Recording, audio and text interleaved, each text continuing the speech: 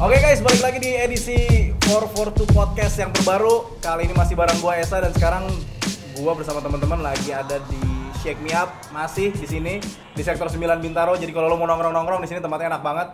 Dan sekarang kalau biasanya gua itu bareng dua narasumber yang kompeten, celah. Kali ini gua ada 3. Nih langsung aja kita ada Tio, editor dari 442 Indonesia. Yo, apa kabar men? Baik. Ada juga Eki, asisten editor. Makin ganteng aja lu kayaknya ya. Udah agak rapihan sekarang ya. Tobat gua hari ini. Bajunya sama kayak episode sebelumnya. Oke, ada salah satu writer dari 442 Indonesia, ada Rana, apa kabar? Nah, ini pemain baru nih. Kali ini yang kita akan ngebahas yang pastinya gue paham banget soal Liga Inggris. Gue nggak tahu apa tentang Liga Inggris, makanya gue hadirkan mereka bertiga. Dan kali ini gue akan ngobrolin soal Arsenal, yes.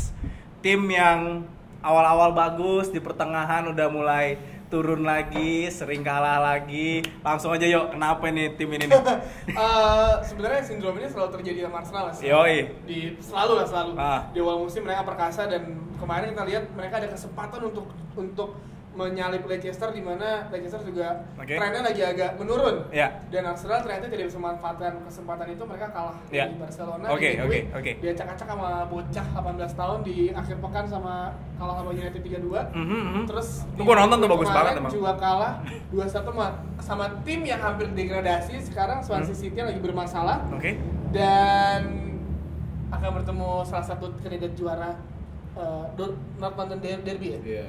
Itu kayak mungkin sih kalau gue rasa ya Arsenal permasalahannya ada di emang mereka nggak mau juara aja. Nggak mau juara ya? Nggak mau juara. Kayaknya mereka udah cukup begitu aja ya? Udah, kayak pencapaian mereka gue bagus sampai tengah musim udah gitu aja. Oke, kalau gue lihat di teman-teman gue yang fans Arsenal nih ya, yang di pet maupun di Twitter, ketika mereka kalah udah Wenger out. Apakah memang harus ganti pelatih? Gimana Ran? Iya, kalau misalnya standarnya fans Arsenal dia mau Arsenal tuh tim yang juara, tim yang besar, ya jelas 12 tahun nggak jadi juara Liga Inggris, ya Wenger mesti didepak. Yang disayangkan adalah Wenger masih melatih Arsenal. Pep Guardiola sudah di City. Akan bergabung ke City dan Jurgen Klopp di Liverpool. Oke. Cuma kalau boleh nyambung pendapat ke Tio sedikit, ini benar kan Arsenal nggak mau jadi juara, Arsenal ini nggak konsisten. Tapi kan konsistensi itu kan ada di permukaan ya. Kalau kita lihat lebih ke dalamnya lagi, sebenarnya kenapa dia nggak konsisten musim ini?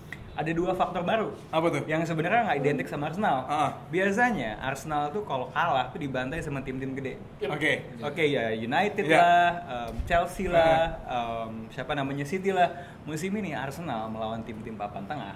Dia itu cuma tim terbaik ke-13. Jadi kalahnya itu ketika lawan Southampton, ketika lawan Stoke City. Kesulitannya melawan tim-tim yang seperti itu. Mungkin trennya lagi berubah kali Arsenal. Sesuai permintaan market kayaknya. Betul. Jadi dia selalu menemukan cara-cara baru untuk ujung-ujungnya setengah musim itu jelek gitu. Nah, kembali ke soal apakah sebaiknya Wenger diganti ya, buat saya sih cukup jelas. Kalau Arsenal mau jadi klub yang lebih besar, mau jadi kandidat juara, ya Wenger mesti diganti. Oke, Wenger diganti, gimana dengan pemain? Harus juga beli pemain baru atau gimana, Ki? Jelas sih ada beberapa hal yang menurut gua ada yang harus diperbaiki Arsenal. Pertama gelandang bertahan gitu.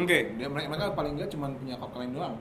Di situ selain itu nggak ada lagi, maksudnya yang bisa gantiin dia gitu. Dan kedua adalah satu lagi gelandang yang bisa ngatur serangan dari belakang. Dia sekarang ini masalah utama mereka adalah mereka nggak punya Cazorla versi 2 gitu. Cazorla B gitu. Jadi ketika Cazorla nggak ada orang yang bisa ngasih supply bola ke depan dengan bagus gitu. Itu yang menjadi masalah mereka sekarang. Jadi memang Arsenal sangat butuh pemain seperti ini, dan itu yang harus dibeli Arsenal di musim depan gitu. Siapa yang harus dijual, siapa yang harus dibeli kalau menurut lu bertiga? Gue nggak tahu, ini pemikiran Arsenal Wenger emang paling aneh sedunia kan ya. Di saat mereka bisa beli pemain, saya katakan Karim Benzema atau pemain lebih bagus, mereka lebih milih menggunakan pemain yang entah dari mana asalnya, dia beli dengan harga mahal. Contohnya Callum Chambers, dia nggak jelek banget, tapi emang nggak ada dibeli mahal-mahal tapi nggak dimain-mainin. Musim ini berantakan banget dengan dimain-main. Tapi untuk yang harus dibeli sama mereka bener gelandang bertahan. Kalau misalnya gue boleh saran, kalau misalnya boleh ngarep, harusnya mereka beli kayak pemain tipikal Sergio Busquets dari Barcelona. Atau nggak yang paling masuk akal, lu beli pemain, let's say kalau misalnya lu duitnya pas-pasan karena kebanyakan bangun stadion, mendingan beli pemain tengah dari tim Liga Inggrisnya tim papan tengah. Oke. Kalau saya sih ngelihatnya pertama terbukti kan masalahnya Arsenal tadi selain inkonsisten. Masalah barunya adalah penyerangannya mandul banget. Saya lupa kapan terakhir kali Olivier Giroud bikin gol. Makanya saya amnesia gitu. Nah, jadi penyerangan itu dia butuh penyerang baru. Kalau misalnya boleh berharap penyerang terbaik di market mungkin Gonzalo Higuain, Napoli yang sekarang top skor di di Liga Italia gitu ya. Dan kayak yang Tio bilang pelapis untuk Cazorla, gelandang bertahan. Kalau saya sih ngelihatnya mungkin pemain Leverkusen ya, Lars Bender tuh bisa jadi opsi di tengah-tengah yang punya potensi, nggak terlalu mahal tapi udah punya pengalaman di Liga Jerman dan di timnas Jerman. Gue mau nanya apa lagi ya? Tapi permasalahan kalau misalkan Arsenal mau beli pemain, biasanya tuh tim musuhnya itu, tim yang mau dibeli itu pemainnya pasti naikin harga tinggi. Kalau misalnya kita ingat, mereka dari 2 musim lalu selalu ngincer Julian Draxler. Tiba-tiba Julian Draxler udah kayak, berita 50% berhasil ke Arsenal, ujung-ujungnya dia malah pindah ke Wolfsburg. Jadi ya emang Arsenal harus berani untuk ngeluarin duit banyak dan nggak beli, dan jangan beli pemain muda lagi yang entah dari mana, dan jangan kebanyakan main Prancis. Rasis nih.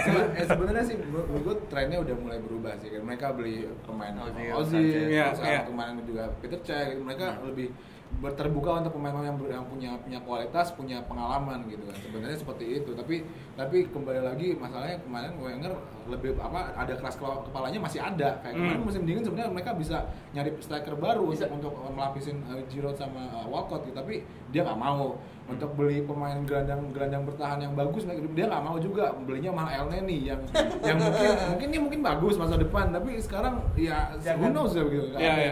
Nah, makanya nyambung pendapat Eki. Masalahnya kembali ke Arsene Wenger.